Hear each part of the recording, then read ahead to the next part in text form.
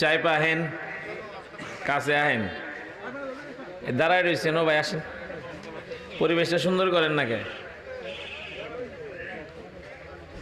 আল্লাহুম্মা সাল্লি আলা মুহাম্মাদ কামা সাল্লাইতা আলা ইব্রাহিম ওয়া আলা আলি ইব্রাহিম আল্লাহুম্মা বারিক আলা মুহাম্মাদ কি শুরু করুম মুখ বেজার করেছেন একটু হাইসা দেন এমন করে রয়েছেন মনে হয় একেবারে মন টন খুব খারাপ বাড়ির মানুষ কাছের মানুষ আইছি বাড়ির লোকে আছেন তো ইনশাআল্লাহ নাকি থুয়া যাবেন গা আল্লাহ কবুল করুক আমিন বলেন আসসালামু আলাইকুম ওয়া রাহমাতুল্লাহি ওয়া বারাকাতুহু আলহামদুলিল্লাহ আলহামদুলিল্লাহি ওয়া কাফা ওয়া সালামুন আলা ইবাদিহিল্লাযীনা ইসতাফা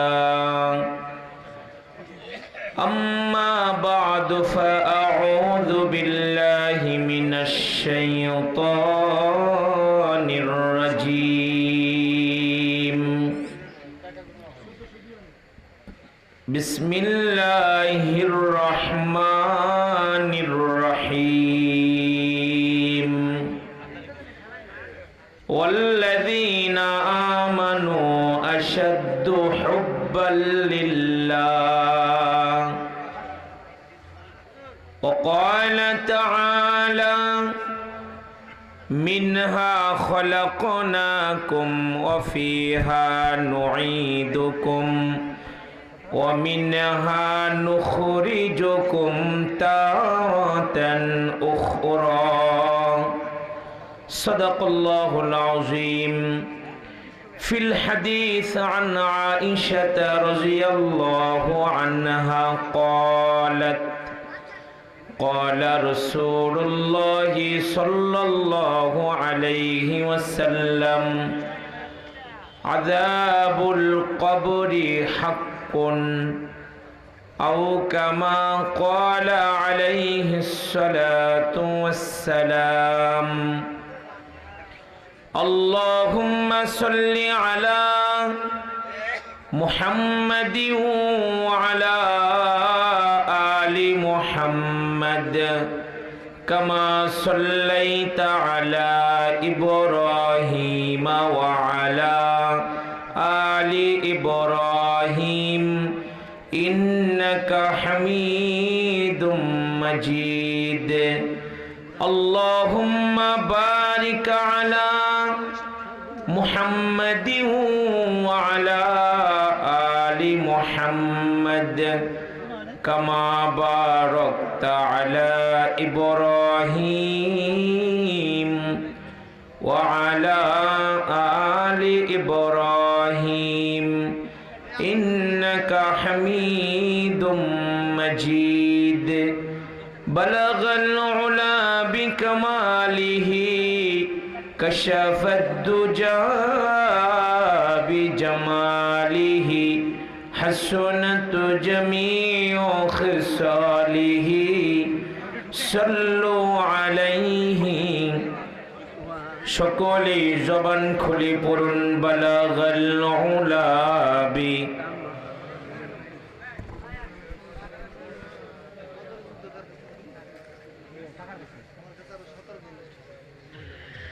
সল্লু আলাইহি জিয়ারতে মদীনা কি দিল মে তমন্না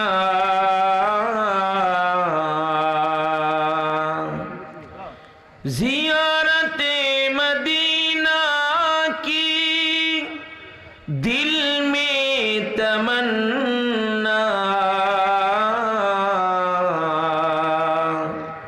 नहीं है मेरे पास सफर की समाना बलगल उला बिकमालिही कशफत दुजा बिजमालिही हसनत जमीउ खिसालिही सल्लो दुर्पेशानी ने तेरे कतरों को दरिया कर दिया,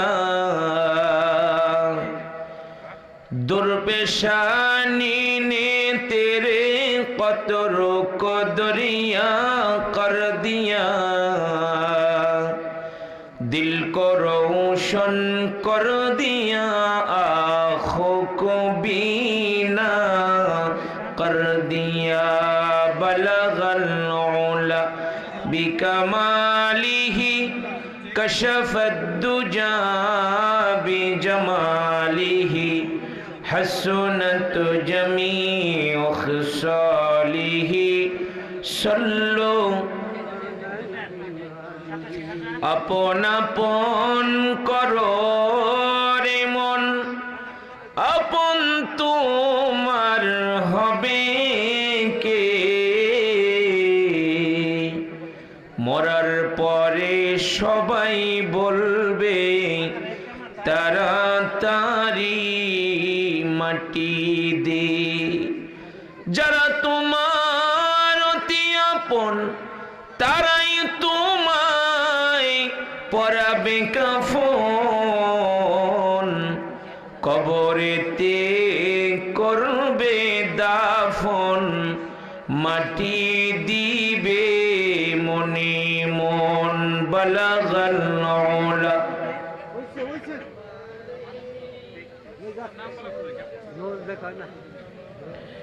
हसनत जमीउ खिसालिही सल्लु अलैहि व आलिही।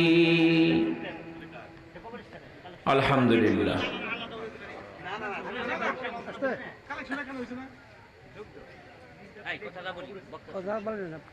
अल्हम्दुलिल्लाह। ঐতিহ্যবাহী দক্ষিণ সাউরাইল আল জামিয়াতুল ইসলামিয়া দারুল উলুম মাদ্রাসা এতিমখানার উদ্যোগে 18তম বার্ষিক ওয়াজ ও দোয়ার মাহফিলের সম্মানিত সভাপতি জনাব মোহাম্মদ মুজিবুর রহমান সাহেব,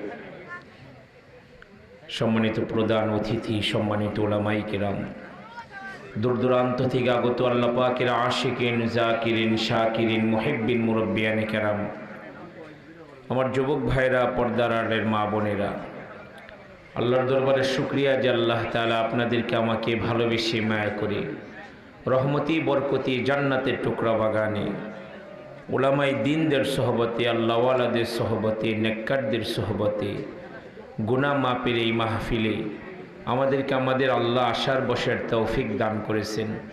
এজন্য মনিবের দরবারে শুকরগুজারি হয়ে শুকরিয়া আদায় করি, জবান খুলে বলি আলহামদুলিল্লাহ। আমি ব্যক্তিগতভাবে আনন্দিত আপনাদের মাহফিলে হাজিরা দিতে পেরে। আজকে ইয়াউমুল জুমার দিন গিয়েছে, জুমার পর থেকে একের পর এক বয়ান করতে হচ্ছে, একেবারে শেষ ভাগে আপনাদের মাহফিলে আসছি, শেষ ভাগে বসেছি। খুব অল্প সময়ের মধ্যে আল্লাহ পাক রব্বুল আলামিন আমাকে কিছু জরুরি আলোচনা, জরুরি কথা আমাকে বলার তৌফিক আল্লাহ দান করেন। আপনারা দোয়া করুন আমিন। আমি আলোচনা শুরু করতেছি, আপনারা আমার দিকে মনোযোগ হবেন, আমি আশাবাদী। আমি খুব লম্বা করব না, কারণ আমি আমার অভিজ্ঞতার আলোকে আপনাদেরকে জানাতে চাই, একটা মাহফিল যখন কায়েম করা হয় তখন যারা কথা শুনে, যিনি মুতাকাল্লিম হয় তার দিকে খেয়াল করে কথা শুনতে হয়। কোথায় সুবহানাল্লাহ, কোথায় আলহামদুলিল্লাহ, কোথায় আল্লাহু আকবার, এগুলো যখন সময় মতো আওয়াজ দেয় তখন যিনি বয়ান করেন, যিনি মুতাকাল্লিম হন, তার কথা বলা সহজ হয়। এই জন্য আমি আশা করব যেখানে সুবহানাল্লাহ, আলহামদুলিল্লাহ যেখানে বলতে হয় ওখানে বলবেন। রাজি আছেন তো ইনশাআল্লাহ? তা আমারে আগে দিয়েছেন কে? এখন আগে দিয়েছেন কেন? আমাকে কথা বলে নিতেন, আমার তো কোনো আপত্তি ছিল। রাত বাজে 11টার উপরে আপনারা আমার বহায় রাখছে। আপনারা বলতেন, কোনো সমস্যা নাই, 1 ঘন্টা বললেও তো আপত্তি ছিল না। শুরু করছি, কারণ কথা বলার সময় মাঝখানে ব্রেক হয়ে গেলে কথার নির্যাস থাকে না।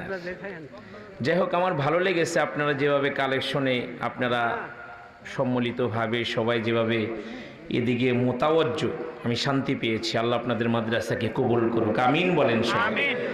যারা অক্লান্ত পরিশ্রম করে এত সুন্দর একটা আয়োজন করলেন, আল্লাহ সবাইকে উত্তম বদলা দান করেন। জোরে বলেন আমিন, আরো জোরে বলেন আমিন।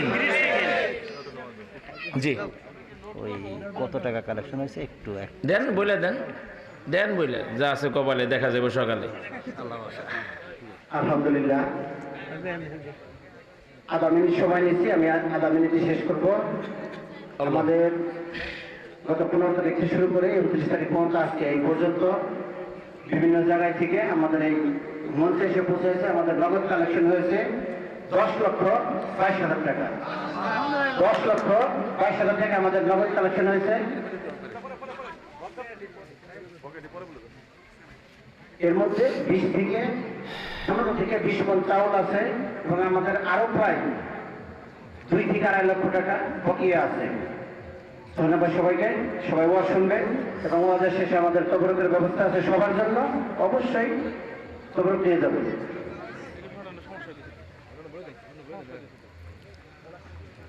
আল্লাহু আকবার। আমাদের একটু তালিকার ব্যতিক্রম হয়েছে, আমরা ওয়াজ শেষে মোনাজাতের শেষে আমরা এই নামটা আবার ঘোষণা করব। জি, হয়েছে, হয়েছে। একটু জিকির করি, লা ইলাহা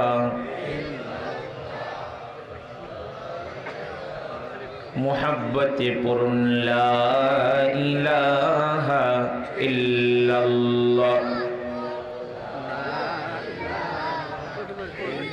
আসমানে আল্লাহ, জমিনে আল্লাহ, আসমানে আল্লাহ, জমিনে আল্লাহ, পাহাড়ে আল্লাহ, পর্বতে আল্লাহ, লা ইলাহা ইল্লাল্লাহ, লা ইলাহা ইল্লাল্লাহ, লা ইলাহা, লা ইলাহা ইল্লাল্লাহ, মুহাম্মাদুর রাসূলুল্লাহ সাল্লাল্লাহু আলাইহি ওয়াসাল্লাম। প্রিয় ভাইরা, আমাদের একজন মনিব আছেন, আমাদের একজন আল্লাহ আছেন, যিনি আমাদেরকে সৃষ্টি করেছেন, যিনি আমাদেরকে সুন্দর একটা জীবন দান করেছেন, যিনি আমাদেরকে হায়াত দান করেছেন। ওই আল্লাহ সুবহান ওয়া তাআলা আমাদেরকে তিনি খুব ভালোবাসেন, তিনি খুব মহব্বত করেন। তার রসুল বলেছেন আল্লাহ তার বান্দারে এত আদর করেন, এত ভালোবাসেন যে মৃত্যুর আগ মুহূর্তেও একটা কাফেরের জিহ্বার দিকে আল্লাহ তাকায় থাকে, যে জীবনের শেষ ভাগেও যদি একবার পড়ে লা ইলাহা ইল্লাল্লাহ, তাহলে আল্লাহ জীবনের সব গুনাহগুলো মাফ করে আল্লাহ তাকে আল্লাহর সেরা জায়গা জান্নাত দিয়ে দিবে। আল্লাহর এত মায়া, এত দয়া তার বান্দার প্রতি। ভালোবাসার সবচেয়ে বড় ভাগটা আল্লাহ তাআলা নিজের জন্য রাইখা দিয়েছেন। তিনি রহমান, তিনি রহিম, তিনি পরম দয়ালু আল্লাহ। ভালোবাসার সবচেয়ে কনিষ্ঠ, সবচেয়ে ছোট ভাগটা আল্লাহ তাআলা আজরাইলকে দান করেছেন, যিনি মানুষের জান বের করে। রব্বুল আলামিন আল্লাহ তাআলা আজরাইলকে লক্ষ্য করে একদিন বলেছিলেন, আজরাইল রে,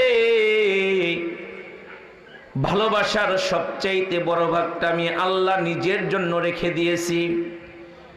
এজন্য 50-60 বছর বয়রা গুনাহ করার পরে জিন্দেগীর শেষ বিকালে যদি কেউ আমার কাছে সরি বলে, আমি এত বড় রহমান, আমার কাছে মাফ চাইলে আমি মাফ না করে পারি না। আজরাইল রে, ভালোবাসার সবচাইতে কনিষ্ঠ ভাগটা আমি তোরে দিছি। তোর মনের মধ্যে দয়া মায়া বলতে কিচ্ছু নাই। তুই বাচ্চা কাচ্চার সামনে মারে নিয়ে আসস, তুই আপনজনদের সামনে বাবাকে নিয়ে আসস। আজরাইল রে, কোনদিন কি কারো জান কবজ করতে গিয়ে তোর মায়া লেগেছিল নাকি? আল্লাহ জিগাইতেছে কারে? আজরাইল রে, আজরাইল রে, কারো জান কবজ করতে গিয়ে কি মায়া লাগছে? আল্লাহ হলেন আলিমুল গায়ব, মানুষের হৃদয়ের খবর জানেন। মনের মধ্যে কি কল্পনা জল্পনা মুখে উচ্চারণ করি নাই, মনের কথা যিনি বোঝে তিনি কে? হায় হায় কন্যা, কে কে? আল্লাহ। আল্লাহ তারপরেও জিজ্ঞেস করে, আজরাইল রে, কারো জান বের করতে গিয়ে কি তোমার মায়া লাগছে না? আজরাইল জবাব দেন, আল্লাহ, দুইজনের জান বের করতে গিয়ে আমার বড় মায়া লাগছে। আল্লাহ জানতে চায় কার জান কবজ করতে গিয়ে মায়া লাগছে, বলো। আজরাইল বলে, সমুদ্রের মাঝখানে তুমি আল্লাহ জাহাজ ডুবাইয়া দিয়েছিলা, কত মানুষ মইরা গেল, কিন্তু একটা এমন একজন মহিলাকে তুমি একটা কাঠের টুকরার উপরে আশ্রয় দিলাম, যেই মহিলার পেটের মধ্যে 10 মাসের একটা বাচ্চা ছিল। আল্লাহ গো, তোমার খেলা কে বোঝে? সমুদ্রের উত্তাল ঢেউয়ের মধ্যে মহিলা একটা কাঠের টুকরার উপরে আশ্রয় নিয়েছিল। উত্তাল তরঙ্গ, আল্লাহ গো, ওই মহিলা সমুদ্রের মাঝখানে কাঠের টুকরার উপরে এসে একটা পুত্র সন্তান জন্ম দেন। আল্লাহ গো, এত ভয়ঙ্কর পরিস্থিতির মধ্যে মহিলা যখন নিজের বাচ্চা পাইছে, রক্ত মাখা বাচ্চাটাকে সে বুকে জড়ায় লইছে, বারবার বাচ্চারে চুমু দিতেছে, আদরের ধন রে পায়া। এত ভয়ঙ্কর পরিস্থিতির মধ্যে আছে, সব মহিলা ভুলা গেছে। দুনিয়ার মায়েরা বলে, একটা বাচ্চা পেটে যখন থাকে বাচ্চা কত কষ্ট দেয়, আমরা আমাদের মাকে কত কষ্ট দিয়েছি, ঘুমাইতে দেই নাই, মারে খাবার খাইতে দেই নাই, কলিজার মধ্যে এমন লাথি মারছি মার জিহ্বা বাইরে হয়ে গেছে। কিন্তু ওই বাচ্চাটাই যখন দুনিয়াতে আসে, মার কোলে দেওয়া হয়, মা নাকি 10 মাসের সব কষ্টের কথা ভুলা যায়। মহিলা রক্ত মাখা বাচ্চাকে চুমু দেয়, আদর করে। আজরাইল ডাক দিয়া বলে, আল্লাহ, মায়ের স্তনের মধ্যে তুমি দুধ রাখছো, দুধ। আল্লাহ গো, ও মহিলা বাচ্চারে দুধ পান করাতে চায়। ঠিক এমন সময় তুমি আমারে ডাক দিয়ে বললা, আজরাইল রে, যা, ওই নারী যেন 1 ফোঁটা দুধ তার বাচ্চাকে পান করাতে না পারে, এই মুহূর্তে তার জানটা বের করে নিয়ে আয়।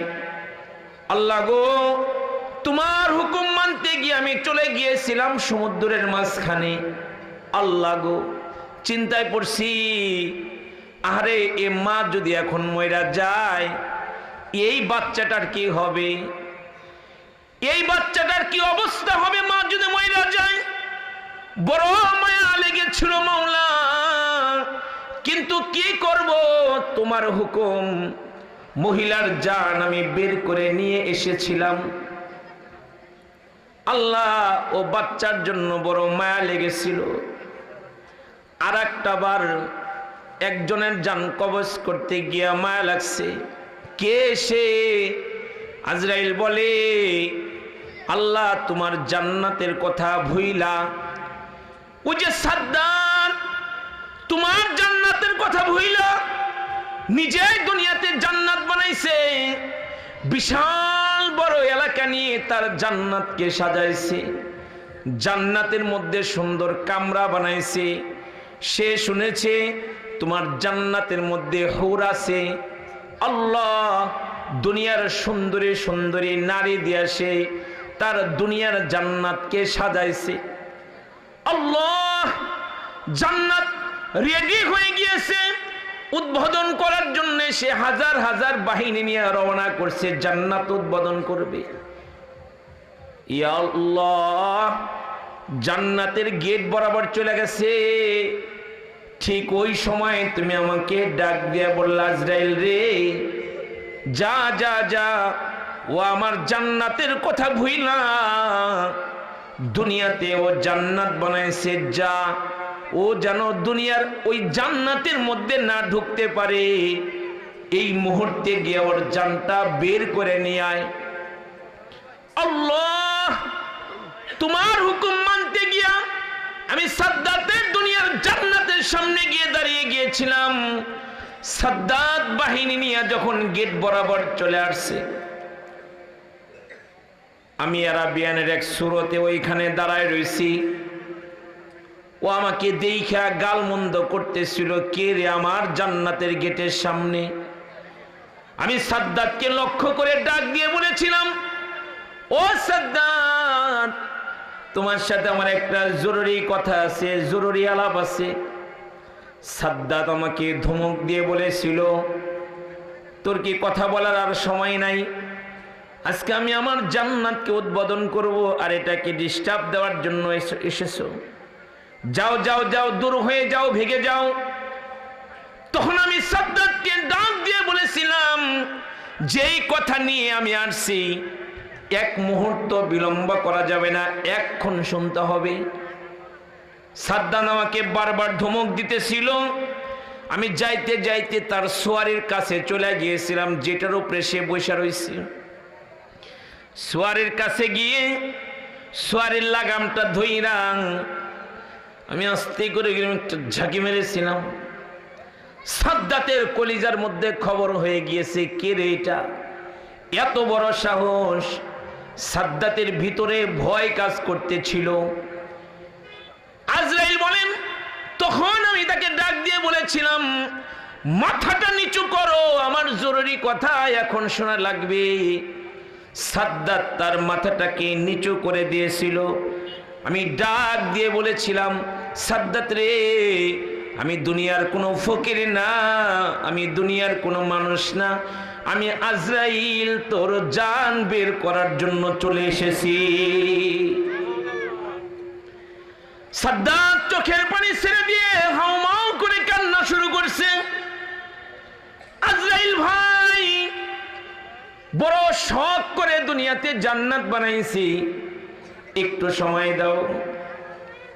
আমি ঘড়ির দিকে তাকায় দিকে এখন একটু সময় আছে, কিন্তু আল্লাহ গো তুমি বলেছো ও সোয়ারের উপরে থাকবে আর এক পা নিচে থাকবে, এমন অবস্থায় ওর জানটা বের করবে। ও গো আল্লাহ, ওর কণ্ঠের মধ্যে তুমি এত মধু ঢেলে দিয়েছিলা। ও যখন আমাকে ভাই ভাই বলে ডাকতেছিল, আমি তখন ওর ডাক শুই না মায়ায় পেয়ে গেছিলাম। আল্লাহু আকবার বলেন। আমি ওর ডাক শুই না মুহাব্বতে পড়ে গেছিলাম। এত সুন্দর করে বাইডাকে একটু যদি সময় দেওয়া যাইতো, কিন্তু না গো মাওলা, তোমার হুকুম কি করব। আমি আজরাইলকে ধপ করে ধরে ফেলেছিলাম, ওর জান আমি বের করে নিয়ে এসেছিলাম। তবে আল্লাহ, আমার যে বড় মায়া লাগছে, আমার যে বড় দয়া লাগছে। এবার আল্লাহ নিজে ওয়াজ করতেছে, আজরাইল রে একই মানুষের জন্য তোমার দুইবার মায়া লাগছে। আল্লাহু আকবার বলেন। একজনের লিগে তোমার দুইবার মায়া লাগছে। ওই যে সমুদ্রের মাঝখানে জাহাজ ডুবে যে মহিলা ছিল, যে মহিলা বাচ্চা প্রসব করেছিল, তুমি টেনশন করছো, চিন্তা করছো মা যদি মরে যায় বাচ্চার কি হবে। আজরাইল রে আমি জানতে চাই, যেখানে কেউ নাই সেখানে আছেন কে? জুড়ে বলেন কে আছেন? আল্লাহ ডাক দেয়া বলে, আজরাইল রে ওর মা নাই তাই বলে কি আমি আল্লাহ নাই? তুমি শোনো, সমুদ্রের ঢেউয়ের বাড়িতে বাড়িতে কাঠের টুকরাটাকে আমি সাগরের পারে ভিড়াইয়া দিয়েছিলাম। জঙ্গলের একটা বাঘিনীর বাচ্চা মাইরা বাঘিনীর স্তনের মধ্যে আমি দুধ আটকে দিয়েছিলাম। বাঘিনীটা দুধের ব্যথায় সাগরের পাড় দিয়ে পাগলিনীর মতো দৌড়াইতেছিল। বাঘিনীর কলিজার মধ্যে আমি আল্লাহ মায়া ঢেলে দিয়েছিলাম। কাঠের টুকরার উপর থেকে বাঘিনী বাচ্চাটাকে কামড় দিয়া নিজের ঘরে নিয়ে গিয়েছিল, নিজের গুহার মধ্যে নিয়ে গিয়েছিল। বাঘিনী নিজের দুধ বাইর করে এই বাচ্চারে খাওয়াইছে। ওই জঙ্গলে একজন কাঠুরিয়া কাঠ কাটার জন্য এসেছিল। কাঠুরিয়ার দিলের মধ্যে আমি আল্লাহ উল্লিগে মায়া ঢাইলা দিছিলাম। বাঘিনীর ঘর থেকে কাঠুরিয়া তাকে চুরি করে তার ঘরে নিয়ে গিয়েছিল। পরক্ষণে এই সাদ্দাতকে আমি সুলতানাত দান করেছিলাম, বাদশাহী দান করেছিলাম। ও আমারে ভুইলা ও নিজেই জান্নাত বানাইছে। আজরাইল রে, ও যখন তোমারে ভাই ভাই বলে ডাকতেছিল তোমার মায়া লাগছে, তখন যদি তোমারে না ডাইকা উপরের দিকে তাকায়া আল্লাহ বলে ডাক দিত, আল্লাহ ডাক দেয়া বলে আজরাইল রে, ওর জিন্দগির সব গুনাহ মাফ করে আমি সাদ্দাতকে আমার জান্নাতের মালিক বানায়া দিতাম। আল্লাহু আল্লাহু তুমি জানলে জালালো, শেষ করা তো যাই না গে তোমার গুণগান। তুমি কাদের ও গাফফার, তুমি জালিল ও জব্বার, অনন্ত অসীম তুমি রহিম রহমান। আল্লাহু আল্লাহু তুমি মাটির আদমকে প্রথম সৃষ্টি করিয়া ঘোষণা করিয়া দিলা শ্রেষ্ঠ বলিয়া, তাই নূরের ফিরিস্তা করে আদমকে সেজদা। ও তাই নূরের ফিরিস্তা করে আদমকে সেজদা। তুমি সবার চেয়ে দিলে মাটির মানুষকে সম্মান। লিল্লাহে তাকবীর। রব্বুল আলামিন কুরআনুল কারীমে বলেন ওয়াল্লাযীনা আমানু আশাদ্দু হুব্বাল লিল্লাহ। আল্লাহ বলেন মানুষকে আমি বড় ভালোবাসি, এত মোহাব্বত করি, এত আদর করি, জিন্দেগীর শেষ বিকাল পর্যন্ত তার জিহ্বার দিকে তাকায় থাকি। যে আল্লাহ আমাদেরকে এত ভালোবাসে, ওই আল্লাহ কি আমাদের কাছ থেকে ভালোবাসা পাই না? জোরে বলেন পাই কি পাই না? আল্লাহ নিজেই বলেন আল্লাযীনা আমানু আশাদ্দু হুব্বাল লিল্লাহ। আল্লাহু আকবার বলেন না?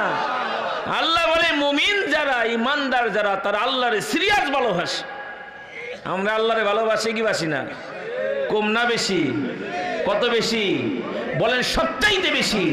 কারা কারা দুহাত দেখতে চাই? নারে তাকবীর। সুজা করেন, সুজা করেন, নারে তাকবীর।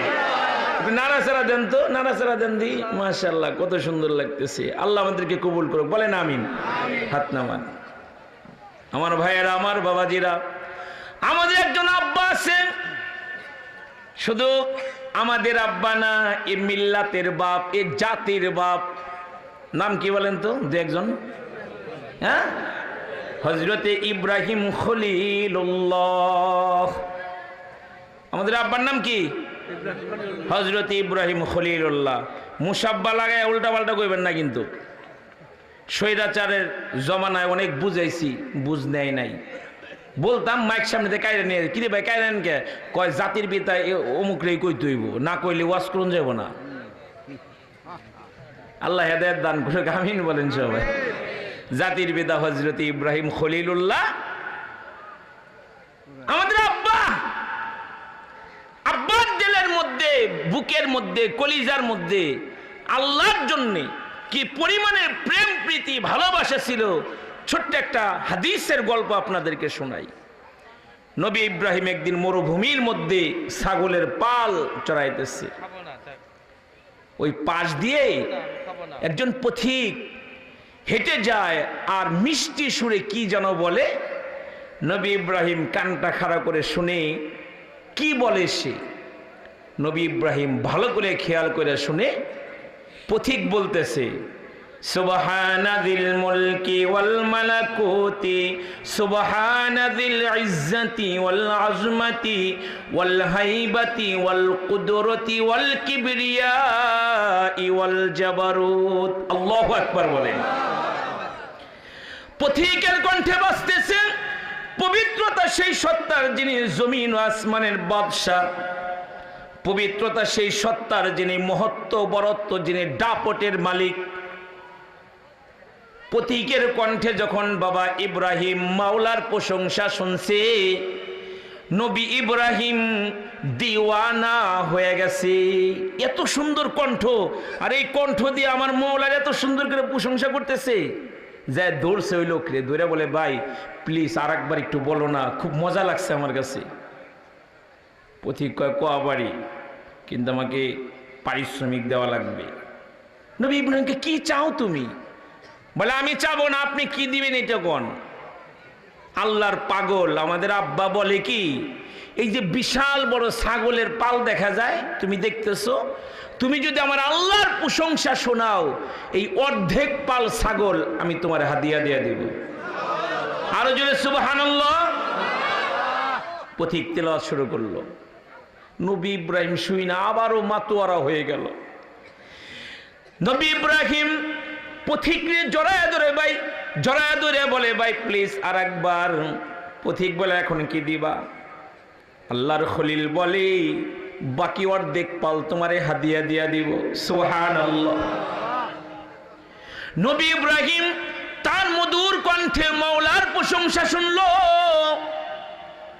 নবী ইব্রাহিম আবার ধরে বলে প্লিজ আর একবার পথিক বলে এখন কি দিবা এখন তো কিচ্ছু নাই তুমি খালি হাত নবী ইব্রাহিম কান্দার বলে ভাই রে আমার কাছে দেওয়ার মতো কিছু নাই তবে তোমাকে যে বিশাল ছাগলের পাল হাদিয়া দিয়েছি এগুলো দেখার জন্য একজন রাখাল দরকার তুমি যদি আমার মাওলার প্রশংসা বলো আমি ইব্রাহিম তোমার রাখাল হয়ে যাব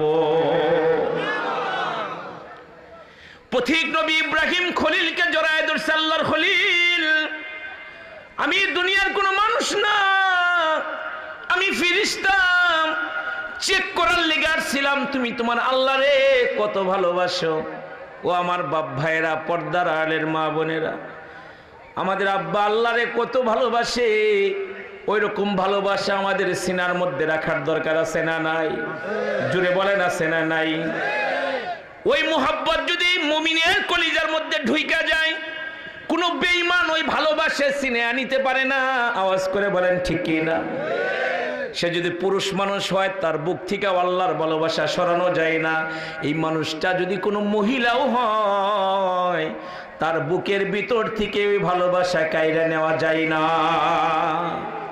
সে রিকশাওয়ালা হোক দিন মজুর হোক যদি আল্লাহর ভালোবাসা সিনার মধ্যে রয় এই ভালোবাসা দুনিয়ার কোনো অপশক্তি কেড়ে নিতে পারে না চিল্লা বলেন ঠিক কি না আপনারা নিশ্চয় যুগশ্রেষ্ঠ জালেম বাদশা ফেরাউনের নাম শুনছেন শুনেন নাই যুগশ্রেষ্ঠ জালেম তার বাড়িতে একটা কাজের মেয়ে ছিল কাজের মহিলা সমাজের অবহেলিত এক ধরনের মানুষ কাজের মহিলাকে তো আমরা অনেক সময় মানুষই মনে করি না আল্লাহ আমাদেরকে হেদায়েত দান করুক বলো না আমি কাজের মেয়ে তার কাজ কি ফেরাউনের রাজ দরবারে তার কন্যাকে চুল চিরুনি করে দেওয়া যার ভিতরে যা থাকে কাত করলে তাই পরে পানি থাকলে পানি পরে মধু থাকলে মধু পরে তেল থাকলে তেল পরে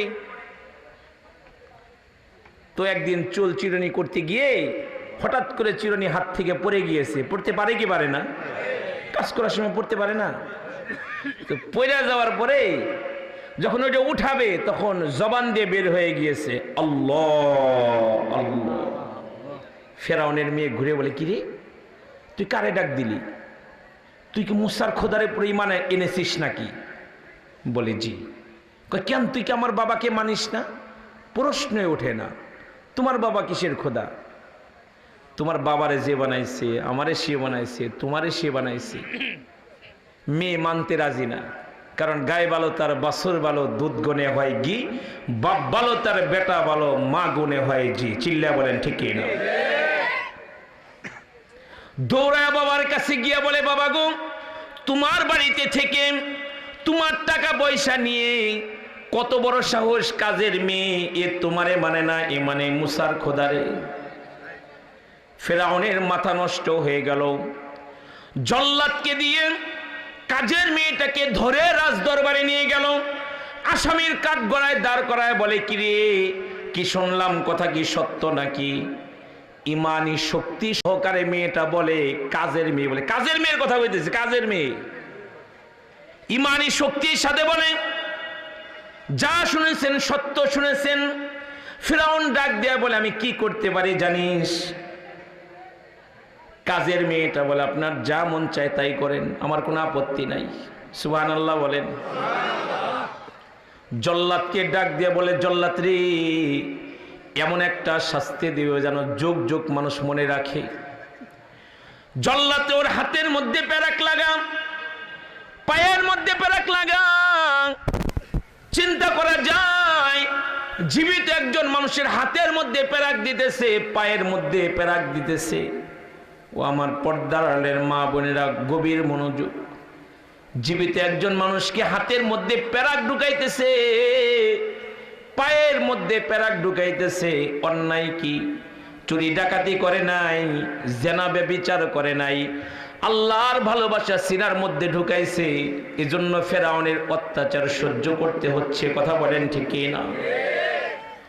যখন মেয়েটাকে মেরে ফেলবে, ঠিক ওই সময় দুষ্ট এক মন্ত্রী ফেরাউনকে ডাক দিয়া বলে, ফেরাউন, তুমি যদি মেয়েটাকে এইভাবে মাইরে ফেলো তাহলে তুমি হাইরা গেলা, আর যদি ওর বুকের ভিতর থেকে ইমানটা কাইরা নিতে পারো তাহলে তুমি জিতা গেলা। এক কাজ করো, এর একটা দুধের বাচ্চা আছে, বাচ্চাটারে বুকের উপরে আইনা ছাইরা দাও, বাচ্চাটাকে মারার হুমকি দাও, দেখবা মহিলা ইমান ছাইরা দিবে। কারণ দুনিয়ার মায়েরা সন্তানের প্রতি দুর্বল। আওয়াজ করে বলেন ঠিক কি না? সন্তানের প্রতি বড় দুর্বল দুনিয়ার মা বাপ। এজন্যই তো মশারির মধ্যে একটা মশা যতক্ষণ পর্যন্ত গুড়গুড় করে, দুনিয়ার মায়েরা মশাটা না মায়েরা ঘুমায় না। কারণ কলিজা সেরা ধনকে মশায় কামড় দিক, এটাও দুনিয়ার কোনো মা সহ্য করতে পারে না। ঠিক না? অসুস্থ হলে আসল পেতে আল্লাহর কাছে দোয়া করে, আল্লাহ ও মালিক, কেল্লি আমার বাজান দিয়ে অসুস্থতা দিছ, এই অসুখটা তুমি আমারে দিতে পারলা না। নিজের মৃত্যু কামনা করে সন্তানের সুস্থতার জন্য। আওয়াজ করে বলেন ঠিক কি না? আজকে জুমার দিন গিয়েছে, জুমার খুতবা দেওয়ার জন্য মেম্বারে বসছি। খুতবার সময় দোয়া কবুল হয়। বাড়িতে একটা মেয়ে আছে অসুস্থ, মাহফিলের ব্যস্ততার কারণে ওদেরকে সময় দিতে পারি না। গতকাল আমার মাহফিল ছিল ঘোড়াশালে, আমি গভীর রাতে আসছি, বাসায় ঢুকছি মেয়েটার দেখার জন্য। জ্বরে অবস্থা খারাপ, গলার মধ্যে টনসিল হয়ে অবস্থা খারাপ। আহারে, নিজেদের বাচ্চাগুলো অসুস্থ হলে নিজেদেরকে ঠিক রাখা যায় না। আমি জুমার খুতবায় বসে বসে মেয়েটার জন্য কান্না করছি। গত বছর পাবনাতে এক মাহফিল ছিল, রাত বাজে 3:30 আসছি বাসায়, মেয়ে অসুস্থ। তো দেখি মশারির মধ্যে বসা ওর মা। তো জিজ্ঞেস করলাম, কি ঘুমাও নাই? কাঁদে আর বলে, ওর মাটা অসুস্থ, জ্বরের শরীরটা পুড়ে যাইতেছে, আমি আমার মারে রেখে কেমনে ঘুমাই? ও আমার বাপ ভাইয়েরা, ফিরআউনের মন্ত্রী পরামর্শ দিল, এর বাচ্চাটাকে মারার জন্য হুমকি দাও, দেখবা ইমান ছেড়ে দিবে। তাই করা হলো। বুকের উপরে বসায়া বলতে লাগলো, ইমান ছেড়ে দে, না হলে বাচ্চাটা টুকরা করে ফেলবো। কাজের মেয়েটা চোখের বাড়ি ছেড়ে দিয়ে বলে, একবার যদি কেউ ইমান আনয়ন করে, ইমানের পথ থেকে সে কোনোদিন আর সরতে পারে না। আমার বাচ্চা একটা কেন, এমন বাচ্চা 10টাও যদি আল্লাহর জন্য কুরবান করতে হয়, আমি ঈমানের পথ থেকে এক চুল পরিমাণ সরে দাঁড়াতে পারবো না। আসবে তুফান আসুক যত আমরা ভয় করি না, ছেড়ে দে নৌকা মাঝি যাব মদিনায়, আর হৃদয়েতে কাবা নয়নে মদিনা। নির্মমভাবে বাচ্চাটাকে হত্যা করলো। কাজের মেয়েটা চোখের পানি ছেড়ে দিয়ে হাউ মাউ করে ফিরআউনকে ডাক দিয়ে বলে, ফিরআউন রে, আমার কলিজা সেরা ধনটাকে তুই কাইটা ফেললি, শহীদ করলি। এখন জানি তুই আমাকে ঈমান আনয়ন করার কারণে আমাকে তুই টুকরা করবি। তবে ফিরআউন রে, তোর কাছে আমার দরখাস্ত, আমার কলিজা সেরা ধনটাকে আর আমাকে আলাদা কবরে দিস না, আমার বাচ্চাটাকে আর আমাকে তুই এক কবরে ঢেকে রাখিস। ফিরআউন ঘরে চলে গেল। ঘরের মধ্যে বিশ্ব সুন্দরী স্ত্রী আসিয়া, এমন কোন গুণ নাই তার মধ্যে ছিল না, এত সুন্দরী এক মহিলা, নাম আসিয়া। ফিরআউন ঘরের মধ্যে গিয়া বলে, আসিয়া রে, আমাকে কেউ যদি না মানে আমি কি করতে পারি এমন দৃষ্টান্ত কায়েম করেছি, যুগ যুগ সেটা মানুষ মনে রাখবে।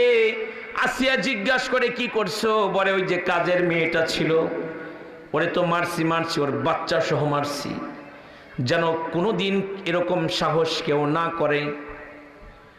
আসিয়া ডাক দিয়া বলে, তোর মতো নিষ্ঠুর আর নাই, কেমনে পারলি একটা দুধের বাচ্চাকে হত্যা করতে?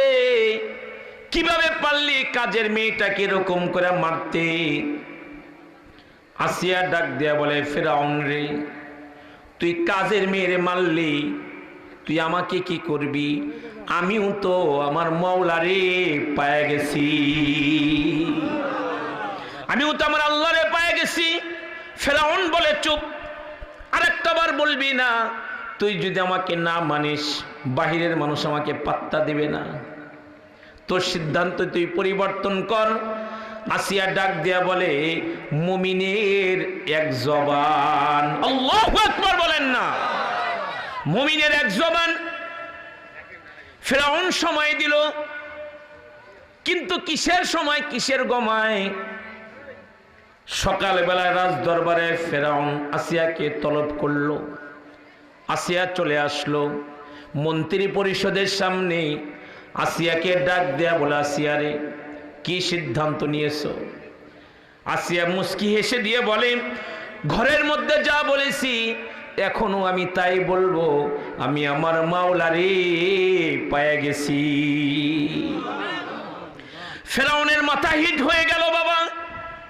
জল্লাদকে ডাক দিয়ে বলো, জল্লাদ রে, ও বিশ্ব সুন্দরী বলে আমি ওকে বিবাহ করেছিলাম, ওর সৌন্দর্য আমি কাউকে দেখতে দেয় না, ওর এমন কাজ করব ওর রূপ যেন গোটা দুনিয়ার মানুষ দেখতে পায়। এক নম্বর কাজ হলো ওর গায়ের পোশাকগুলো টেনে টেনে খোলো। জল্লাদ তাই করলো। চিন্তা করা যায় বাবা, চুরি ডাকাতি করে নাই, আল্লাহর ভালোবাসা সিনার মধ্যে জমা করার কারণে নিজের সৌন্দর্য, নিজের শরম মানুষের সামনে বিকাশিত হচ্ছে।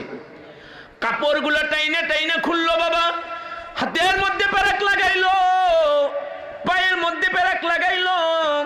জল্লাদকে ডাক দিয়া বলে, জল্লাদ রে, ওকে গুলি কইরা না, ওকে তীর মাইরা না, ধারালো ছুরি নাও, ছুরির দ্বারা ওর গায়ের গোশতগুলো, চামড়াগুলো কাটা শুরু করো। শুধু তাই নয় বাবা, মরিচের গুঁড়া ওই কাটা জায়গার মধ্যে লাগাইয়া দিল।